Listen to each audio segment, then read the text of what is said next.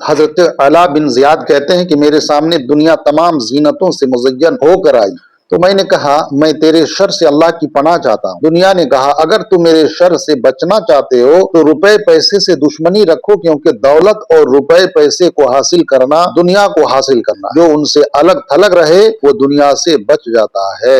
مروی ہے کہ حضرت عمر بن عبدالعزیز رضی اللہ تعالیٰ عنہ کی موت کے وقت مسلمہ بن عبد الملک نے آ کر کہا امیر المومنین، آپ نے ایسا کام کیا ہے جو پہلے حکمرانوں نے نہیں کیا، آپ اپنی اولاد کو تنگ دست چھوڑ کر جا رہے ہیں۔ حضرت عمر بن عبدالعزیز کے 13 بچے تھے۔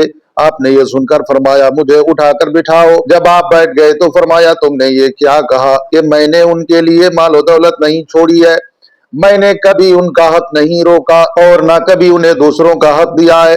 اگر یہ اطاعت گزار رہیں گے تو اللہ تعالیٰ ان کی ضرورتیں پوری کرے گا، وہی نیکوں کا سرپرست ہے، اور اگر یہ بدکار نکلے تو مجھے ان کی کوئی پرواہ نہیں ہے۔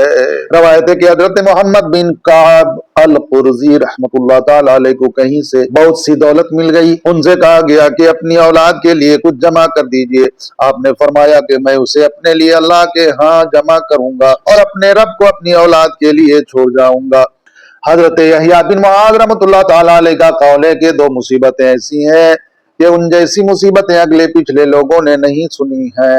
وہ ہے موت کے وقت بندے کا مال پر افسوس۔ پوچھا گیا وہ کیسے؟ آپ نے فرمایا اس سے تمام دولت چھن جاتی ہے، اور دوسرے یہ کہ اسے تمام دولت کا حساب اللہ کو دینا پڑتا ہے۔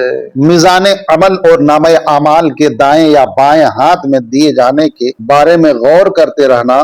اعمال، میزان اور نار جہنم۔ میزان عمل اور نامہ اعمال کے دائیں یا بائیں ہاتھ میں دیے جانے کے بارے میں غور کرتے رہنا تمہارے لیے ضروری ہے، کیونکہ حساب کے بعد لوگوں کی 3 جماعتیں ہوں گی۔ ایک جماعت وہ ہوگی جس کی کوئی نیکی نہیں ہوگی، تب آگے سے ایک سیاہ گردن نمودار ہوگی جو انہیں اس طرح اچک لے گی جیسے پرندہ دانے اچک لیتا ہے، اور انہیں لپیٹ کر آگ میں ڈال دے گی اور آگ انہیں نگل لے گی۔ پھر پکار کر کہا جائے گا ان کی بدبختی دوامی ہے اور ان کے لیے کسی بھلائی کی توقع نہیں ہے۔ دوسری جماعت وہ ہوگی جس کی کوئی برائی نہیں ہوگی۔ اس دن ندا آئے گی کہ ہر حال میں اللہ کی حمد کرنے والے کھڑے ہو جائیں، وہ کھڑے ہو جائیں گے اور نہایت اطمینان سے جنت میں داخل ہوں گے۔